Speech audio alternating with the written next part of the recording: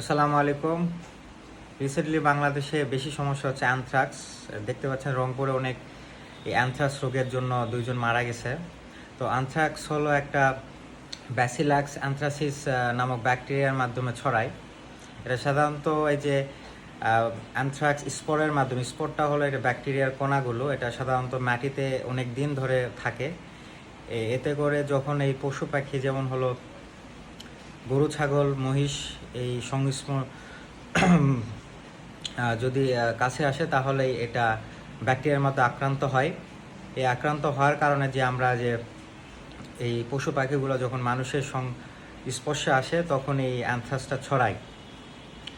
অনেক কারণে ছড়াতে পারে, যেমন হলো আপনার যদি চামড়ার মাধ্যমে ছড়াতে পারে। যদি আপনার চামড়া কোনো কারণে কাটা থাকে বা কোনো ছিদ্র থাকে, আপনি ওই পশুগুলোকে যদি লালন পালনের সময় কোনো কারণে ওই ভাইরাসটা যদি আপনার স্কিনের মাধ্যমে, ত্বকের মাধ্যমে যদি ঢুকে যায় তাহলে আপনার হইতে পারে।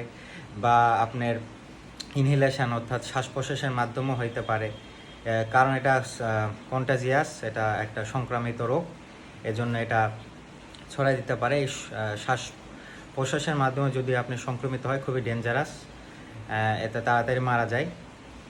আরেকটা হইতে পারে যদি কেউ এই সংক্রমিত গবাদি পশুর যদি কেউ মাংস খায়, তাহলে কিন্তু এটা সরাসরি তার অ্যানথ্রাক্স রোগ হওয়ার সম্ভাবনা খুবই প্রবল থাকে। আমরা সুরক্ষা হিসাবে কি করতে পারি? প্রতিরোধ হিসাবে আমরা যে আক্রান্ত পশু পাখিগুলোকে টিকা প্রদান করতে পারি, এবং যে আক্রান্ত বা অসুস্থ গবাদি পশুগুলোকে না খাওয়া, এবং যদিও খায় তাহলে অবশ্য সম্পূর্ণভাবে ভালো করে তাটা রান্না করে ভালো করে খাইতে হবে। অ্যানথ্রাক্স রোগের কিছু কিছু লক্ষণ স্পেশালি হলো দেখা যায় যে স্কিনের মধ্যে দেখা যায় যে যদি অ্যানথ্রাক্স হয় কারো সেখানে আপনার স্কিনটা লাল হয়ে যায়, ফোসা পড়ে, পরবর্তীতে একটা সার্কেল, একটা গোল বৃত্তের মধ্যে একটা কালো দাগ হয়ে যায়।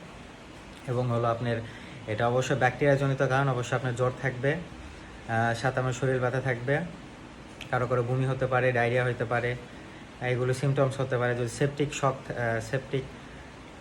সেপ্টিসেমিয়া, যদি রক্ততে ইনফেকশন থাকে তাহলে অবশ্যই আপনার আরও বাজে লক্ষণ দেখা দিতে পারে। তো এগুলো অবশ্যই আপনাদের সকলকে যদি এরকম লক্ষণ দেখা যায় বা আপনাদের কোনো কারণে যদি দেখা যায় যে এই গবাদি পশু আপনাদের যদি আপনার মনে হয় যে অ্যানথ্রাক্স হওয়ার সম্ভাবনা আছে বা হয়ে গেছে, তাহলে অবশ্যই প্রতিরোধ ব্যবস্থা করবেন। বা আপনাদের যদি এরকম লক্ষণ দেখা যায় অবশ্যই নিকটস্থ কোনো হসপিটালে যায় চিকিৎসা নেবেন। এটা কিন্তু একটা মরণঘাতী একটা রোগ অ্যানথ্রাক্স। সঠিক সময় যদি চিকিৎসা না নেন অবশ্যই মৃত্যু অনিবার্য।